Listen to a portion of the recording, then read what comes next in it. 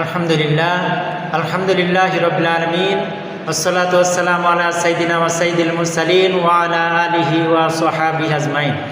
সম্মানিত মুসলমান ভাই এবং বোনেরা, আসসালামু আলাইকুম ওয়া রাহমাতুল্লাহ। সম্মানিত দিনী ভাই বোনেরা, আজকের আপনাদেরকে কাজা নামাজ আদায়ের ব্যাপারে দুইটি হাদিস শোনাতে চাই। কাজা নামাজ কিভাবে পড়তে হবে, কোন সময়ে পড়তে হবে এবং এর কাফফারা কি হবে, এই সম্পর্কে বিভিন্ন সময় আমাদেরকে প্রশ্ন করা হয়। আলেমন আমাদের কাছে আমরা জানতে চাই যে নামাজ কাজা হয়ে গেলে তার কাফফারা কি হবে এবং কখন আদায় করতে হবে, কিভাবে আদায় করতে হবে, এই সম্পর্কে আমি আপনাদেরকে দুইটি হাদিস শোনাতে চাই। সম্মানিত দিনী ভাই এবং বোনেরা,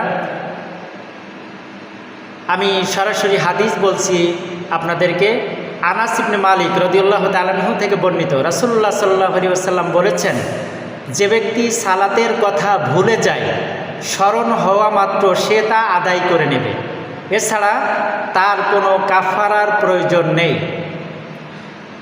এই হাদিসটি এসেছে মুসলিম শরীফ দ্বিতীয় খণ্ড 164 পৃষ্ঠা 1439 নম্বর হাদিস, 1439 নম্বর হাদিস। এই হাদিসে বলা হচ্ছে, হযরত আনাস ইবনে মালিক রাদিয়াল্লাহু তাআলা আনহু এই হাদিসটি বর্ণনা করেছেন।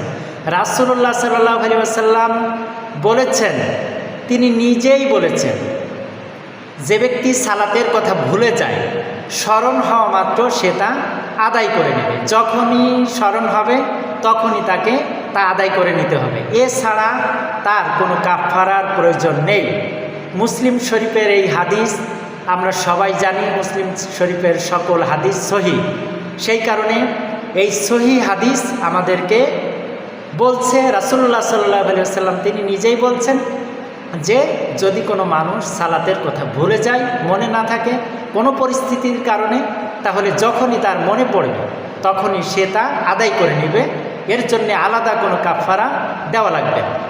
আরেকটি হাদিস আপনাদেরকে শোনাতে চাই। মুসলিম শরীফ দ্বিতীয় খণ্ড 164 পৃষ্ঠা 1441 নম্বর হাদিস, 1441 নম্বর হাদিস।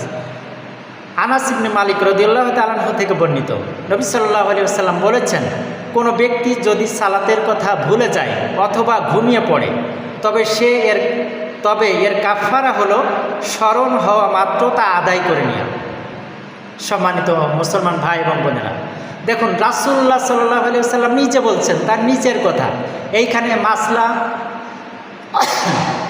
কোনো ফতোয়া দেওয়ার কোনো জায়গা নাই, যেহেতু রাসূলুল্লাহ সাল্লাল্লাহু আলাইহি ওয়াসাল্লাম নিজেই বলছেন যে কোনো ব্যক্তি যদি সালাতের কথা ভুলে যায় অথবা ঘুমিয়ে পড়ে, ঘুম থেকে জাগ্রত না হয় অথবা ঘুমিয়ে থাকার কারণে সালাতের সময় পার হয়ে যায়, এই সময়ে এর কাফারা হলো তার যখনই মনে পড়বে অথবা যখনই ঘুম থেকে জাগবে সেই সালাত তাকে আদায় করে নিতে হবে।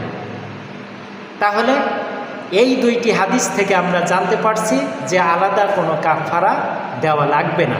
রাসূল সাল্লাল্লাহু আলাইহি ওয়াসাল্লাম নিজেই বলছেন এর কোনো কাফারা নেই। কাফারা হলো যদি কোনো ব্যক্তি ঘুমের ভিতরে সালাতের সময় পার হয়ে যায়, সালাত আদায় করতে না পারে ঘুমের কারণে, এবং যদি ভুলে যাওয়ার কারণে কোনো পরিস্থিতির কারণে যদি সালাত আদায় করতে ভুলে যায়, তাহলে যখনই তার মনে পড়বে তখনই সেই সালাত সে আদায় করে নেবে।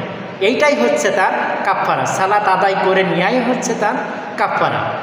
রাসূলুল্লাহ সাল্লাল্লাহু আলাইহি ওয়াসাল্লামের সরাসরি হাদিস, তার মুখের বাণী থেকে আমরা যে দুইটি হাদিস আমরা শুনলাম, এই দুইটি হাদিসের আলোকে আমরা এই কাজা সালাত আদায়ের ব্যাপারে সচেষ্ট হব।